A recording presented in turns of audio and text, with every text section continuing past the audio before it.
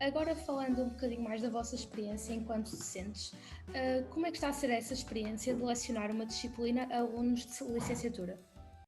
Está a ser muito positivo, está a ser muito bom. Essa é a mensagem principal. Digamos assim, um desafio muito interessante por várias coisas, por ser uma coisa completamente, é complementar, mas é muito diferente da investigação.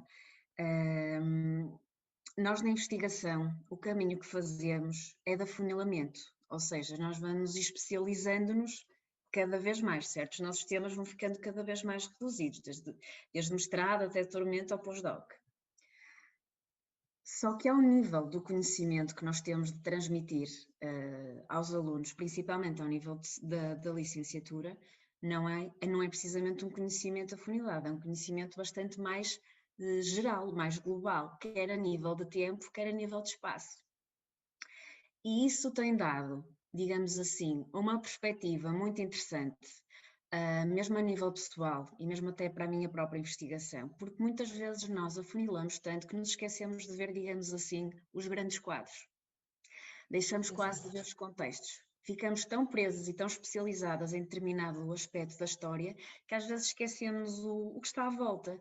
E então esta experiência tem sido muito boa precisamente por isso, porque em termos depois, mesmo para o meu conhecimento, porque há muita coisa que temos obviamente de rever, não somos, digamos assim, enciclopédias, e portanto isso permite, já criou novamente outras questões, por exemplo, novas questões e repensar as coisas. E depois, mesmo a nível da forma depois como transmito a informação, também é completamente contrário. Porque nós, quando somos investigadores e, portanto, temos de transmitir o nosso conhecimento à comunidade científica, o objetivo é transmitir o maior número de informação num curto espaço, num curto período de tempo. Nós temos praticamente 15, 20 minutos num congresso para dizer o máximo de informação que conseguimos dizer. Aqui é precisamente o contrário. E, portanto, tem sido, digamos assim, um processo de aprendizagem, mas é muito gratificante, porque nós, ou pelo menos nós tentamos fazer a investigação, e falo do meu caso, mas acho que mais gente partilha isso, para adquirir conhecimento. Mas o conhecimento só tem sentido quando é partilhado. E o conhecimento não deve ficar encerrado ou num artigo, ou num determinado congresso, ou para meia dúzia de estudiosos. Se o conhecimento que nós estamos a desenvolver nos últimos anos pode ser partilhado principalmente com jovens, é o ideal. Serve-nos a nós porque nos dá um propósito maior e serve-nos a vocês porque estão a ver aquilo que está a ser feito e acho que têm, digamos assim, uma maior capacidade de acesso a um nível de informação que pelo menos tenta ser mais atual, mesmo que não seja em termos de contexto ou de conteúdo, que o seja na forma, para que seja, digamos assim, vocês perceberem e de uma forma como é que se constrói a história, como é que se pode fazer a história e pensar um bocadinho nas coisas, mas tem sido muito bom. Concordo plenamente. Comigo também tem sido uma experiência muito boa. Eu tive algum contato com a licenciatura no passado, mas nunca como a docente da disciplina. E antes dessa experiência na Universidade de São Paulo, eu também fui docente em uma disciplina minha, mas foi para estudantes de pós-graduação. E é diferente, é diferente. E tem sido espetacular, porque na licenciatura, o tipo de contato que você estabelece com os estudantes e a maneira como você procura não transmitir os conteúdos obrigatórios, mas tentar demonstrar vias, caminhos, para que eles próprios possam encontrar a forma de melhor compreender aquilo, de criticar, de levantar questões e de também, e eu procurei, pelo menos eu espero ter conseguido atingir o meu objetivo, aproximar os estudantes daquilo que nós fazemos. Os estudantes de licenciatura, eles estão sempre muito distantes da investigação. E eu acho que tem que ser o contrário. Eu acho que os estudantes têm que estar cada vez mais próximos. Quanto mais cedo estiverem próximos da investigação, melhor. melhor para eles e melhor também para os docentes, para os investigadores que podem, como a professora Sara disse, transmitir aquilo que estão a fazer, aquele conhecimento que estão a produzir de uma outra forma, e isso enriquece. A Sara falou agora que nós não somos enciclopédias, pois, e não somos mesmo. E a Sara sabe que nós tivemos um tempo bastante limitado para nos preparar para esse desafio que foi assumir esse cargo, não é? Foi mesmo um desafio imenso, e por vezes eu parei ali diante daquele conteúdo todo e pensei, como é que isso vai ser e agora? E o quanto eu tive que reaprender para ensinar, e o quanto isso me enriqueceu. Eu senti, nos últimos meses, vontade de escrever tantos artigos a partir das minhas leituras e das minhas aulas, e por vezes das próprias discussões com os estudantes. O estudante levanta uma questão e eu penso, olha, que espetacular, e isso dá um artigo, isso nós podemos pensar juntos. Tem sido uma troca muito boa. Eu confesso que me surpreendi com o quanto eu estou gostando. Acreditam que o contexto em que vivemos, ou seja, a pandemia, não é, veio dificultar a experiência de docência? Completamente, claro que sim. Acima de tudo, eu acho que o ensino é acima de tudo uma relação entre alguém que ensina e alguém que está a aprender. E conhecer os alunos por Zoom, porque obviamente foi exatamente a nossa primeira experiência, já estávamos por online, certo? E portanto é muito complicado, porque agora que começou o presencial, e eu devo dizer que se parte de mim, obviamente tenho a noção do risco que é estarmos em presencial e que é preciso haver muitos cuidados e que temos de medir tudo muito bem em risco e benefício, grande parte de mim ficou muito feliz com isso, porque acho que tornou tudo muito mais real. Mesmo a vossa participação é completamente diferente. É muito mais fácil, e vocês sabem isso, é muito mais fácil no presencial haver diálogo, as coisas são mais espontâneas, haver a pergunta e a resposta, a questão de nós lermos na expressão de um aluno se estão a perceber, se não estão a perceber. No Zoom, é verdade, no Zoom perde-se muito isso. É quase como vocês estão quase como só a receber, não é? Quase como uma televisão, recebe informação e não há tanto, digamos assim, o contacto. Portanto, sim, claro, obviamente que influenciou, e eu tenho de confessar que fiquei muito feliz por voltarmos a presencial, apesar de todos os riscos. É verdade, são muitos riscos. Mas eu também fiquei feliz. Foi muito estranho a primeira aula ser assim, né, as pequenas telinhas ali, e eu por vezes até me atrapalhava, porque eu queria ver todos os estudantes e ficava correndo a barra da janelinha para ver o rosto de todos eles, pelo menos daqueles que ligavam a câmera. Mas com certeza é uma experiência é uma experiência muito diferente, e é isso, você olhar para o estudante, porque eu sou muito, eu gesticulo muito, e eu não paro quieta, então eu estou o tempo todo olhando para todos, e poder olhar para esses estudantes e perceber, seja que eles estão confusos, porque nós conseguimos notar isso, olha, tem confusão no olhar deles, não estão a perceber, ou estão mesmo muito empolgados, né? Estou conseguindo, estou atingindo meu objetivo. É muito diferente. Eu, nessa semana, inclusive, tive uma experiência muito prazerosa com os meus estudantes, porque nós tivemos uma aula em que a interação foi tanta, nós tivemos tantas, foram perguntas que foram gerando outras, e a discussão foi crescendo. E isso antes não acontecia da mesma forma. Era uma pergunta, resposta, era muito mecânico. E agora nós temos um contato mais humano, é mais forte, é possível nós observarmos e estabelecermos uma conexão muito melhor com o presencial, apesar de todos os riscos. Mas eu também devo dizer que os estudantes são impecáveis. Da minha parte, eu não me sinto correndo risco com eles, porque eles têm sido ótimos. Estão sempre higienizando tudo. É verdade, é verdade. Também já está um ano nisto, portanto a experiência já... Já eles têm mais experiência que nós, Sara, porque eles já vieram do outro É. semestre nessa loucura do álcool e das máscaras. A professora Gisela, agora uma pergunta para si. Quais são as grandes diferenças que pode destacar quando comparados o mundo académico do Brasil e o mundo académico português, principalmente na área de História e das Ciências Sociais e Humanas?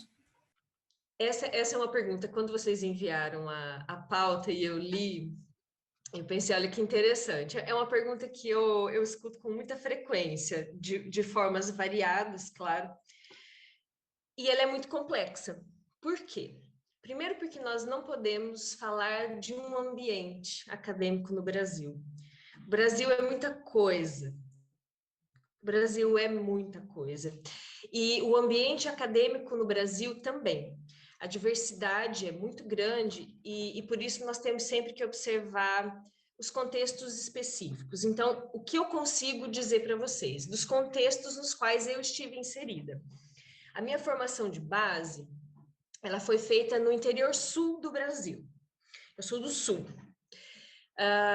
Só isso já faz com que a minha escola seja muito voltada, minha escola de base, licenciatura e mestrado, para um academicismo mais vinculado às universidades de São Paulo, por exemplo. Então, é uma tradição mais paulista, digamos assim. Mas vejam, a universidade na qual eu fiz a licenciatura e o mestrado tem hoje 60 anos. Seja, é um núcleo muito jovem, porque a cidade tem, olha que agora eu me lembrei, 70 anos, pois a minha cidade tem 70 anos, portanto, em 10 anos da fundação da cidade, já tínhamos ali uma universidade. Portanto, é um centro muito jovem e que ainda está, em vários sentidos, em formação. A universidade é gigantesca. Tem dezenas de cursos, tem cursos que são reconhecidos como dos melhores no Brasil, curso de medicina, por exemplo, da Universidade Estadual de Maringá é um dos melhores, odontologia, a própria licenciatura em História já foi considerada das melhores do país alguns anos consecutivos, mas isso diz muito sobre o ambiente acadêmico ali, é uma cultura acadêmica aí da informação, tem muito que se construir. Depois de terminar o doutoramento, então eu saí desse centro no interior sul do Brasil e vim para Portugal. Terminei o doutoramento e pensei, agora eu quero então ir para um centro de tradição. E escolhi, claro, a Universidade de São Paulo. Porque no contexto do Brasil e, na verdade, no contexto da América Latina como um todo, a USP é a grande universidade, o grande centro de formação da intelectualidade, parte da intelectualidade não só no Brasil, mas também de outros países, eu diria que também de Portugal, teve ou alguma formação na USP ou alguma passagem muito significativa na USP. E a USP tem uma relação muito íntima com as universidades europeias, principalmente a Academia Francesa, a Academia Portuguesa, sem sombra de dúvidas, principalmente na Faculdade de Letras, na FEFELESH. E a FEFELESH, que nós, claro, é a abreviação de Faculdade de Ciências Humanas, Filosofia e Ciências Humanas, mas que nós carinhosamente chamamos de FEFELESH, é um caldeirão cultural. A USP, na verdade, é um caldeirão cultural. A USP, vocês encontram tudo na USP. Vocês encontram na USP e vocês encontram na Faculdade de Letras, na FEFELESH, todas as culturas, toda a diversidade, não só cultural, mas cultura científica também. Então, ali eu tive uma experiência por 2 anos que foi única, de fato, na minha formação, porque eu tive contato com grandes historiadores brasileiros, eu tive contato com uma diversidade cultural muito grande, e eu observei um ambiente acadêmico que era diferente de tudo que eu já tinha visto, porque na FEFELESH nós encontramos absolutamente de tudo, e ninguém se sente deslocado ali. É também, e isso tem que ser considerado o grande centro militante do país. Nós encontramos ali na FEFELESH todo tipo de militância. E isso também gera, claro, outros processos de várias dinâmicas diferentes que influenciam também o ensino. Eu tenho muito apreço por ter tido essa oportunidade, por ter tido essa experiência. A FEFELESH, o Departamento de História, principalmente, tem muita conexão com Portugal. O centro no qual eu estava integrada, na verdade ainda estou, que é a Cátedra Jaime Cortesão, só o nome já diz, tem vários protocolos com várias universidades, inclusive a Universidade do Porto. Em questão de tradições historiográficas, o Vitorino Magalhães Godinho, com certeza absoluta, é um das grandes correntes de pensamento, Jaime Cortesão também, mas nós encontramos muitas outras. E vejam, a circulação de, seja docentes, seja investigadores das universidades brasileiras e das universidades portuguesas é muito grande. Então, nós encontramos o tempo todo professores de Portugal lá e professores brasileiros cá. Então, esse contato, essa interação é muito dinâmica e ela é muito constante. Eu me lembro uma vez que nós recebemos, por exemplo, um cônsul de Portugal lá na cátedra, e ele foi só para verificar se como as coisas estavam a correr ali, porque essa dinâmica é tanta que ela entra mesmo nesse domínio, nos outros domínios todos. Então, há diferenças? Claro que sim, mas elas têm que ser observadas pontualmente. Eu consigo identificar esses dois centros, principalmente com vocês. Eu sei que o Rio de Janeiro e as universidades, seja a Federal do Rio, seja a Fiocruz, também tem muitas relações e similaridades com as universidades portuguesas, mas como eu passei por esses dois centros, eu posso dizer com certeza que há diferenças, mas há muitas semelhanças. Por exemplo, uma semelhança, não é para causar polêmica, apesar de vez em quando eu gerar umas polêmicas nas minhas aulas, a hierarquia e a forma hierárquica como a academia portuguesa é pensada, é formada, nós conseguimos observar claramente na Universidade de São Paulo, por exemplo. Existe uma dinâmica hierárquica ali muito similar. Essa é uma das similaridades de formação que eu observo, fora, claro, as de pensamento, de correntes teóricas e filosóficas. Agora para a professora Sara, qual é a visão que nos pode oferecer de todo um percurso académico e de investigação em Portugal e quais foram as dificuldades e as oportunidades que teve? Ora bem, realmente o meu percurso académico e de investigação é em Portugal. Eu acho que é assim, os nossos percursos individuais resultam dos nossos projetos científicos, mas também projetos pessoais e projetos familiares. E no meu caso, de uma forma muito natural, esses projetos ambos se desenrolaram na cidade do Porto. Também teve muito peso o facto de eu trabalhar, como já vos disse, em equipas e em projetos de investigação que tinham temas locais, em que trabalhamos fontes documentais locais, e nesse caso é bom, porque, digamos assim, há um grande conhecimento, obviamente, que vai sendo cumulativo dos arquivos, das fontes que podemos encontrar e até das próprias temáticas. E, portanto, digamos assim, numa primeira fase, fosse na licenciatura, mesmo até no mestrado, isso fez muito sentido. Agora, também há uma outra coisa relativamente à vossa questão, e que me faz lembrar precisamente aquilo que nós vivemos hoje em dia, que é, atualmente é cada vez menos relevante o lugar onde nos encontramos para fazermos o trabalho, certo? O trabalho que podemos estar a desenvolver ou o contexto do trabalho. Nós podemos estar a trabalhar, passando agora para o mundo empresarial, numa outra empresa e estarmos sediados, estarmos com o nosso computador, digamos assim, noutro sítio. E eu digo isto porque essa foi muito a minha experiência que eu tive no doutoramento. As minhas fontes documentais eram fontes castelhanas,